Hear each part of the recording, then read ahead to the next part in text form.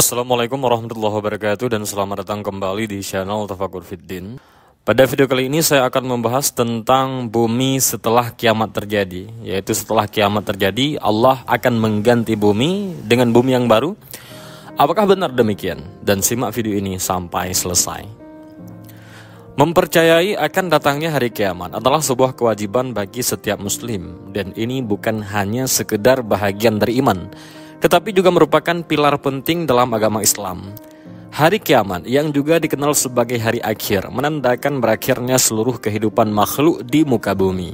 Kejadian ini mengisyaratkan bahwa segala sesuatu yang ada di dunia ini, termasuk kehidupan manusia, akan mencapai akhirnya. Dan pada hari itu, semua makhluk akan dihidupkan kembali untuk menghadapi pengadilan Allah, di mana setiap amal perbuatan akan dihisab dengan adil. Pertanyaan yang sering muncul adalah apakah akan ada pengganti bagi bumi setelah kiamat terjadi. Dalam Al-Quran, Allah menggambarkan bahwa bumi ini diciptakan sebagai tempat tinggal bagi makhluk hidupnya, termasuk tumbuhan, hewan, dan manusia, agar mereka hidup berdampingan dalam harmoni. Bumi menjadi pangkalan bagi kehidupan di mana setiap makhluk saling bergantung satu sama lain, dan manusia diberikan tanggung jawab untuk mengelola dan juga memanfaatkannya dengan bijaksana. Proses penciptaan bumi dijelaskan dengan jelas di dalam Al-Quran, di mana Allah Subhanahu wa Ta'ala menciptakan langit, bumi, dan segala isinya dalam 6 hari. Setelah penciptaan tersebut, Allah bersemayam di Arasy yang menunjukkan kebesaran dan juga kekuasaannya sebagai pencipta yang tiada bandingannya. Selain menciptakan bumi, Allah juga menentukan pergantian waktu, mengatur siang dan malam, serta menciptakan segala sesuatu yang ada di bumi untuk dikelola dan dimanfaatkan oleh manusia sesuai dengan rencananya. Allah Subhanahu wa Ta'ala berfirman di dalam Al-Quran, Allah lah yang menciptakan langit dan bumi dan apa yang ada di antara keduanya dalam 6 masa. Kemudian dia bersemayam di atas arasy-Nya.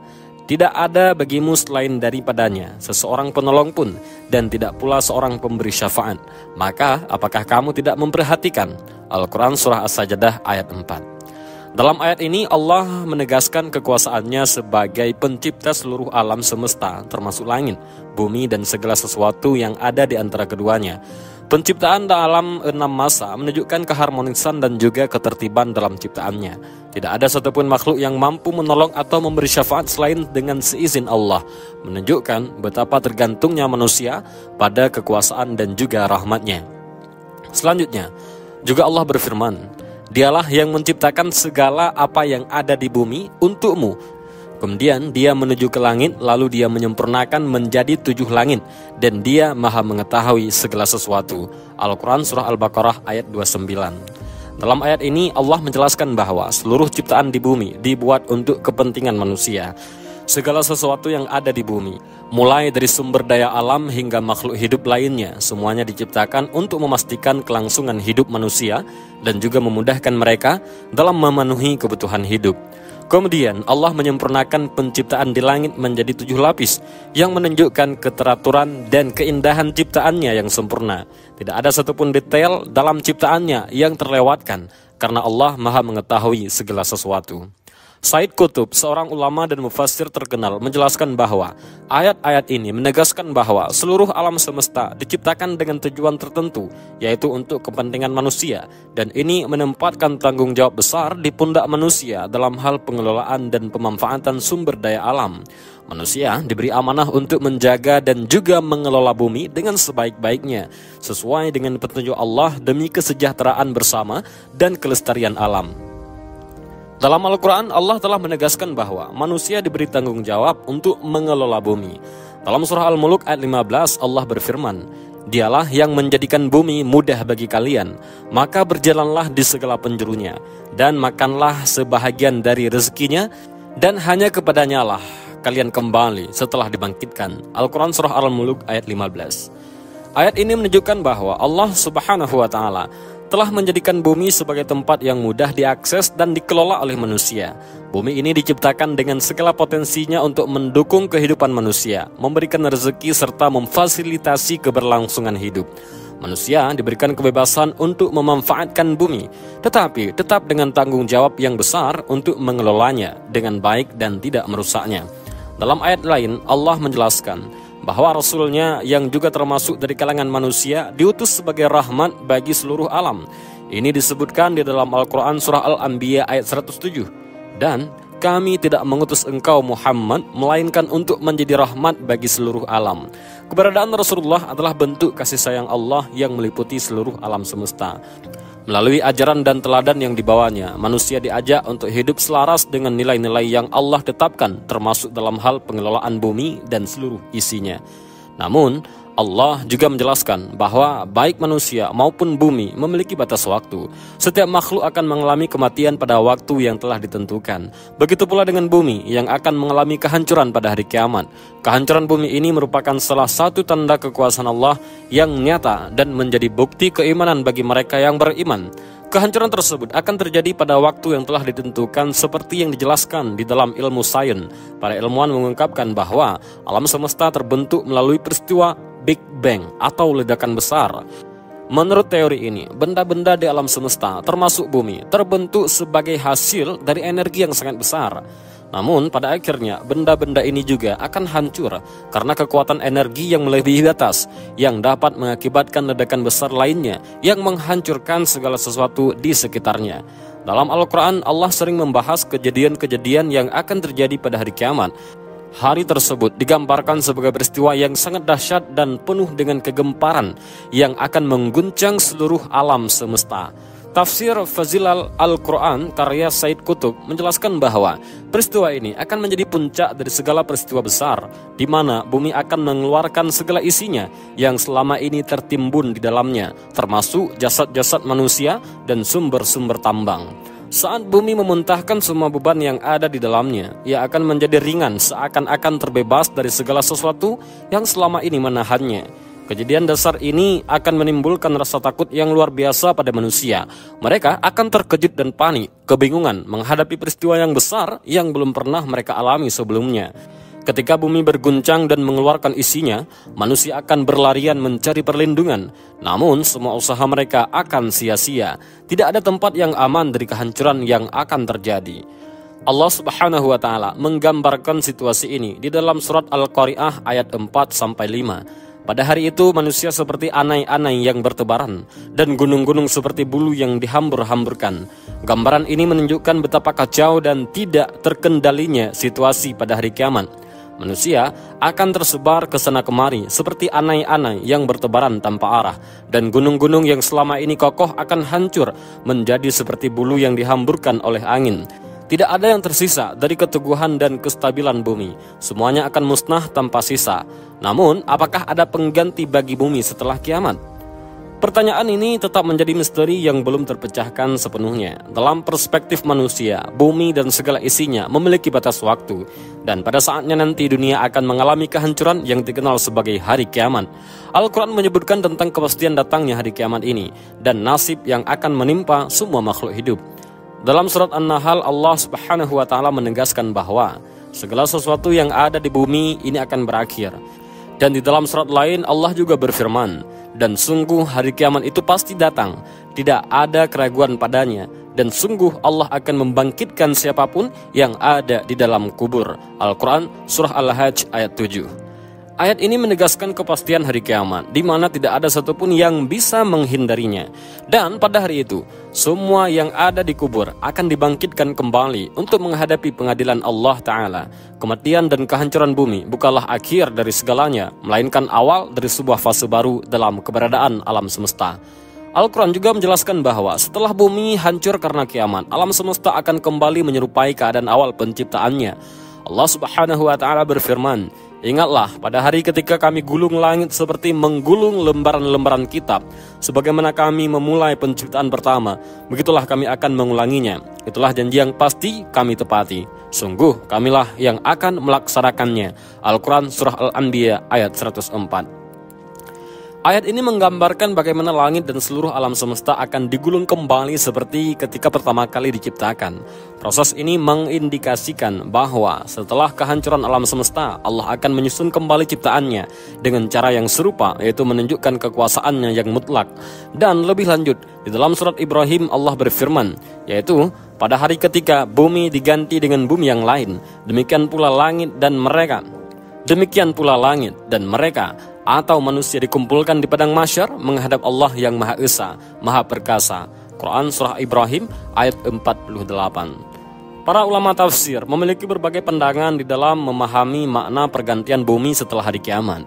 Salah satu pandangan yang dikemukakan oleh Ibnu Jauzi adalah bahwa pergantian tersebut terjadi pada sifat bumi, bukan pada bentuk fisiknya. Menurutnya, bumi yang ada di saat ini ditempati oleh manusia akan tetap ada, tetapi akan mengalami perubahan signifikan. Misalnya, gunung-gunung yang kokoh akan diratakan dan dataran yang datar akan digundulkan atau dinaikkan, menunjukkan bahwa bumi akan mengalami penyesuaian dalam struktur fisiknya. Pandangan kedua adalah bahwa pergantian bumi ini bersifat total. Artinya, bumi yang saat ini kita tempati akan diganti dengan bumi yang benar-benar baru dengan kondisi yang berbeda dari sebelumnya. Pendapat ini menegaskan bahwa setelah hari kiamat, alam semesta akan diubah secara mendasar, menciptakan realitas baru yang sangat berbeda dari dunia yang kita kenal sekarang. Selain itu, terdapat juga pendapat lain yang diriwayatkan oleh Amr bin Maimun dari Ibnu Mas'ud dan diperkuat oleh Ibnu Abbas radhiyallahu an. Mereka menjelaskan bahwa bumi akan diganti dengan tanah yang baru, berwarna putih seperti perak. Di atas tanah ini tidak akan ada satupun perbuatan maksiat yang terjadi, dan ini menggambarkan bahwa bumi baru tersebut akan menjadi tempat yang suci dan murni, bebas dari segala bentuk dosa dan kejahatan. Dalam perspektif Islam, keyakinan terhadap hari kiamat merupakan bahagian integral dari iman seorang muslim.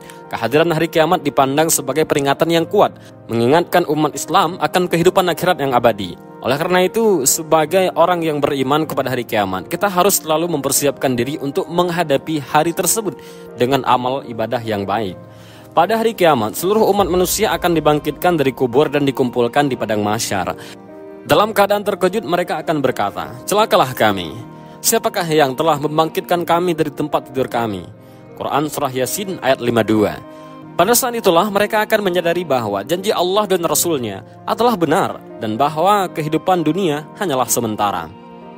Padang mahsyar adalah tempat di mana seluruh umat manusia akan dikumpulkan pada hari kiamat sebelum diadili atau dihisab oleh Allah Ta'ala. Disinilah tempat perhentian sementara bagi semua manusia, dari yang pertama hingga yang terakhir, untuk menunggu pengadilannya.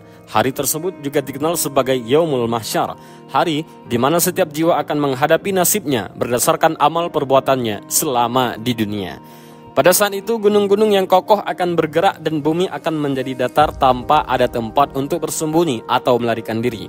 Semua manusia tanpa terkecuali akan dikumpulkan di padang mahsyar.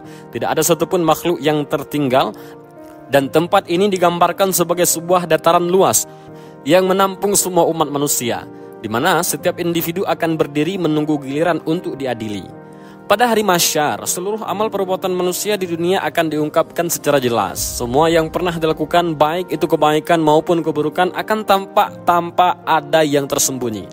Manusia akan berada dalam ketakutan dan juga kecemasan, menyadari bahwa setiap tindakan dan niat mereka akan diperhitungkan dan dievaluasi dengan sangat teliti oleh Allah Subhanahu wa Ta'ala yang Maha Adil. Setiap manusia pada hari kiamat akan membawa catatan amal perbuatannya yang akan menjadi dasar pengadilan Allah terhadap mereka. Pada hari yang penuh dengan ketegangan itu, tidak ada ruang untuk bersembunyi atau menghindar dari kebenaran yang akan diungkapkan. Allah Ta'ala berfirman di dalam Al-Quran, "Dan pada hari itu, kamu lihat tiap-tiap umat berlutut, tiap-tiap umat dipanggil untuk melihat buku catatan amalnya. Pada hari itu, kamu diberi balasan terhadap apa yang telah kamu kerjakan." Al-Quran Surah Al-Jathiyah ayat 28. Ayat ini menggambarkan suasana hari kiamat, di mana seluruh umat manusia akan berlutut dengan penuh rasa takut dan juga penyesalan, menunggu giliran mereka untuk dipanggil melihat buku catatan amal mereka. Setiap perbuatan sekecil apapun akan dicatat dan diperhitungkan dengan sangat teliti oleh Allah. Pada hari itu pula, kejujuran dan ketulusan menjadi hal yang sangat berharga, karena hanya amal perbuatan yang ikhlas dan sesuai dengan ajarannya yang akan mendapatkan balasan yang baik. Bibir manusia akan terkunci rapat, tidak ada yang bisa membela diri dengan kata-kata. Sebaliknya, anggota tubuh mereka sendiri akan menjadi saksi atas apa yang telah mereka lakukan selama hidup di dunia. Tangan, kaki, dan bahkan kulit mereka akan berbicara dan memberikan kesaksian yang jujur, mengungkapkan segala perbuatan yang pernah mereka lakukan, baik itu kebaikan maupun keburukan. Setelah melalui fase Yaumul Mahsyar, manusia akan memasuki tahapan penting berikutnya, yaitu Yaumul Hisab atau hari perhitungan. Pada Yaumul Hisab, setiap individu akan bertanggung jawab atas amal perbuatannya selama hidup di dunia. Tidak ada satupun perbuatan, baik yang besar maupun yang kecil, yang akan luput dari perlindungan Allah Ta'ala. Segala amal perbuatan manusia akan diperhitungkan dengan sangat adil. Dan pada hari ini, keadilan Allah akan ditegakkan dengan seadil-adilnya. Ketika manusia tiba di hadapan Allah, bibir mereka terkunci rapat, tidak ada satupun kata yang bisa diucapkan. Dalam keadaan penuh ketegangan, hanya anggota tubuh mereka yang akan memberikan kesaksian tentang apa yang telah mereka lakukan di dunia. Tangan, kaki, dan bahkan kulit mereka akan berbicara kepada Allah Ta'ala, memberikan kesaksian yang jujur tentang perbuatan baik maupun jahat yang pernah dilakukan. Hari perhitungan ini menjadi momen penentuan bagi setiap manusia. Semua amal perbuatan akan diperiksa dengan sangat teliti dan tidak ada satupun yang akan terlewatkan. Setiap perbuatan baik yang dilakukan dengan ikhlas akan mendapatkan balasan setimpal. Sementara setiap dosa yang pernah dilakukan akan dihadapkan pada konsekuensinya. Dan di dalam Al-Quran Allah berfirman, pada hari ini kami tutup mulut mereka dan berkatalah kepada kami tangan mereka, dan memberi kesaksian kaki mereka terhadap apa yang dahulu mereka usahakan. Al-Quran Surah Yasin ayat 65. Sahabat Tafakkur Fiddin yang Allah muliakan, peristiwa di Padang Mahsyar sangatlah dahsyat. Di hari itu Allah Subhanahu wa Ta'ala mengumpulkan seluruh makhluknya, yang pertama sampai terakhir. Di situ tanah luas yang datar, matahari didekatkan dengan jarak 1 mil, sehingga manusia benar-benar mengalami kesusahan dan juga kesedihan. Ketika kesusahan yang mereka rasakan semakin memuncak, akhirnya mereka mencari orang yang dapat memberikan syafaat agar Allah Ta'ala segera mempercepat keputusannya. Mereka pun akhirnya berusaha mendatangi Nabi Adam, kemudian Nuh, Ibrahim, Musa, Isa bin Maryam untuk meminta syafaat darinya. Namun mereka semua menolaknya. Pada akhirnya mereka datang kepada Rasulullah Muhammad SAW untuk meminta syafaat dari beliau. Dengan izin Allah, Rasulullah memberikan syafaat kepada umat manusia agar mereka diberi keputusan. Hadis sahih yang diriwayatkan oleh Al-Bukhari dan Muslim. Dari sahabat Abu Hurairah radhiyallahu an, sungguh kepada kamilah mereka kembali. Kemudian sesungguhnya kewajiban kamilah membuat perhitungan atas mereka. Al-Quran Surah Al-Ghaziyah ayat 25-26. Rasulullah SAW sering berdoa di dalam sholat dengan mengucapkan, Ya Allah, hisablah diriku dengan hisab yang mudah. Kemudian Aisyah radhiyallahu an bertanya tentang apa itu hisab yang mudah. Dan Rasulullah menjawab, Allah memperlihatkan kitab hambanya, kemudian Allah memaafkannya begitu saja. Barang siapa yang dipersulit hisabnya, niscaya ia akan binasa. Yang diriwayatkan oleh Ahmad. Apakah binatang juga dihisab? Ada sebuah pertanyaan, apakah binatang juga dihisab? Sesungguhnya makhluk yang pertama kali diadili oleh Allah Ta'ala adalah binatang, bukan manusia ataupun jin. Allah Ta'ala berfirman, dan apabila binatang-binatang liar dikumpulkan, Al-Quran Surah At-Takwir ayat 5, yakni dikumpulkan di hari kiamat untuk diadili. Dan tiadalah binatang-binatang yang ada di bumi dan burung-burung yang terbang dengan kedua sayapnya, melainkan umat-umat juga sepertimu. Tiadalah kami lupakan sesuatu apapun di dalam Alkitab. Kemudian kepada Rabblah mereka dihimpunkan. Al-Quran Surah Al-An'am ayat 38. Syekh Muhammad bin Saleh Al-Utsaimin rahimahumullah mengatakan, pada hari kiamat kelak, seluruh binatang akan dikumpulkan, sedangkan manusia menyaksikannya. Kemudian binatang-binatang itu diadili sehingga binatang yang tidak bertanduk akan menuntut balas terhadap binatang bertanduk yang telah menundukkannya di dunia. Setelah binatang tersebut dikisas, Allah akan mengubahnya menjadi tanah. Allah melakukannya untuk menegakkan keadilan di antara makhluknya. Hisabnya hewan ini disaksikan oleh para malaikat, orang-orang yang beriman dan juga orang kafir. Setelah binatang diadili, Allah Ta'ala berfirman, jadilah tanah, maka binatang-binatang itu berubah menjadi tanah. Tatkala melihat hewan itu diubah menjadi tanah, orang-orang kafir itu mengatakan, alangkah baiknya jika aku menjadi tanah. Inilah salah satu makna firman Allah Ta'ala. Dan orang kafir itu berkata, alangkah baiknya sekiranya aku menjadi tanah saja. Al-Quran Surah An-Naba ayat 40. Sesungguhnya Allah Ta'ala mengadili hambanya yang mukmin seorang diri pada hari kiamat. Tidak ada seorang pun yang melihatnya dan tidak seorang pun mendengarnya. Allah Ta'ala benar-benar menutupi aibnya sehingga tidak seorang pun yang mengetahui aibnya. Allah menunjukkan kesalahan-kesalahannya dan berkata kepadanya, apakah kamu mengetahui dosa ini? Apakah kamu mengakui dosa ini? Maka dia menjawab, iya wahai Rabbku, aku mengetahuinya tiap kali ditunjukkan dosa-dosanya. Ia terus mengakuinya sampai-sampai ia merasa pasti binasa. Lalu Allah Ta'ala berfirman kepadanya, sesungguhnya aku telah menutupi dosa-dosamu di dunia, dan sekarang aku mengampuni dosa-dosamu. Kemudian diberikan kepadanya catatan amal kebaikannya. Hadis sahih yang diriwayatkan oleh Al-Bukhari. Ini adalah karunia besar yang Allah Subhanahu wa Ta'ala berikan kepada seorang mukmin. Allah Ta'ala menutupi aib seorang mukmin dan Allah tidak membongkarnya di depan umum. Dan alhamdulillah Allah telah menutupi dosa-dosa kita yang begitu banyaknya. Oleh karena itu kita harus segera bertobat agar Allah tetap ridha kepada kita. Adapun orang-orang kafir yang munafik, mereka akan dipanggil di hadapan seluruh makhluk. Para saksi akan menyuruh mereka di hadapan seluruh makhluk. Orang-orang inilah yang telah berdosa terhadap Rabb mereka. Ingatlah laknat Allah ditimpakan atas orang-orang yang zalim. Al-Quran Surah Hud ayat 18. Ada satu pertanyaan lagi, apakah bangsa jin dihisap? Sesungguhnya jin juga akan dihisap, karena mereka juga dibebani syariat. Mereka akan dihisap dan diberikan balasan atas amal mereka. Oleh karena itu, jin yang kafir juga akan dimasukkan ke dalam neraka. Allah Subhanahu wa Ta'ala berfirman, masuklah kamu sekalian ke dalam neraka bersama umat-umat jin dan manusia yang terdahulu sebelum kamu. Al-Quran Surah Al-A'raf ayat 38. Demikian pula sebaliknya, bangsa jin yang beriman juga akan masuk ke dalam surga dan merasakan kenikmatan-kenikmatan yang ada di dalamnya. Dan demikianlah video ini, mudah-mudahan bermanfaat. Allahu a'lam bishawab. Assalamualaikum warahmatullahi wabarakatuh.